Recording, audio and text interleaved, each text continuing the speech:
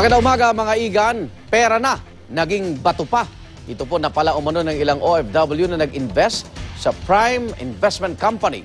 Ang pangunahing suspect, nangihikayat umano sa pamamagitan ng social media. Narito ang report ni Jamie Santos.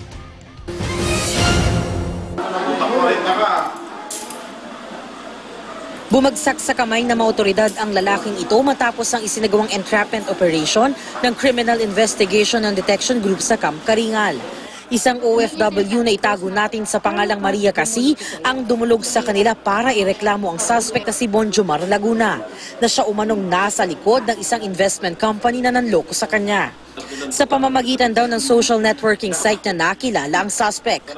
Prime Investment Company daw ang pangalan ng kumpanya nito nang makilala niya. Sinasabi niya kasi yung kikitain, ganun.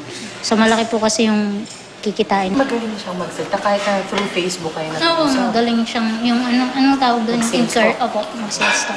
Nung nag-meet na kami, 44,100. Yun ang binigay ko sa... Tapos ang dapat nabalik doon daw? Nasa 300. No, iba po yun. Within 300,000. Pero makalipas daw ang ilang araw, walang payout na nangyari. Inalok daw siya muli ng suspect na mag-invest sa bago niya ng kumpanya na D&J Marketing. Di pa raw siya nagduda noon kaya nagbigay siya ng 12,000 pesos. Pero pagkalipas ng ilang araw na ipinangako nitong payout, wala na raw itong maibigay.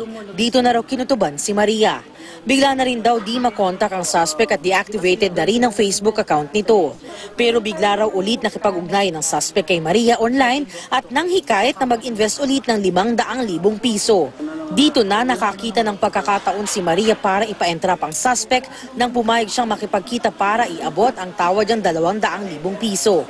Agad siyang nakipag-ugnayan sa mga pulis hanggang sa na-entrap si Laguna kasamang 2 iba pa sa isang hotel sa Cubao. Itinanggi ni Laguna na tinangay niya ang pera ng mga investor. Di rin daw siya manloloko at wala rin daw kinalaman ng 2 kasama niya. Nag-payout po ako yung sa mga kilala ko pong tao. So marami rin po sila. Kasi ngayon yung humuli na, wala na pong payout. Kasi binili po ng sasakyan ni Sir Dexter. Sabi ng suspect, makikipag-usap siya sa ibang complainants para ibalik ang pera nila. Ayon mismo kay Laguna, nasa 300 daw ang nag-invest sa kanila at 150 to 200 doon ay pawang OFWs. Bukod kay Maria, 4 na complainant pa ang lumitaw sa CIDG.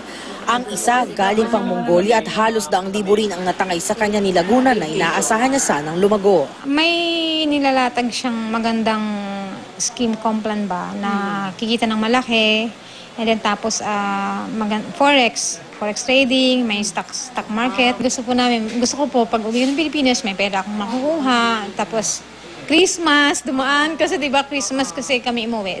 Desidido ang mga complainant na sampahan ng kaso ang suspect at mabawi ang pera nila. Mahaharap sa kasong estafa ang mga suspect. This time ang namin na i-file is estafa, but we're still digging deeper. Laliman namin yung investigation hanggang baka pumasok pa sa elemento ng syndicated estafa or large-scale estafa.